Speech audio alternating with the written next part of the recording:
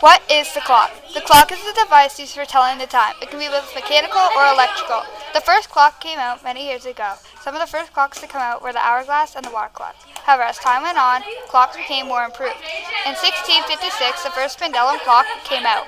The pendulum clock is the clock that has a swinging arm with a weight at the end.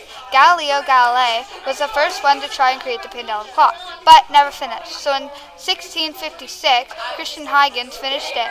In the 1930s, the pendulum clock was the world's most precise clock. The pendulum clock was invented by Christian Huygens. Christian Huygens was born on April 14, 1629, and died on July 8, 1695. He was a leading scientist in his time. The clock is very important for telling time, and it's something we use every day.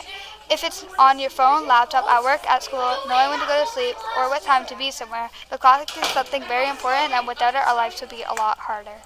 Why is the clock the greatest invention of all time? Before the pendulum clock, it was almost impossible to tell time accurately. Most towns had a big clock in town square, but by the end of the day, the clock was at least 20 minutes off. When the pendulum clock was invented, it allowed people to tell time accurately. This made it easier for traveling and discovering new land.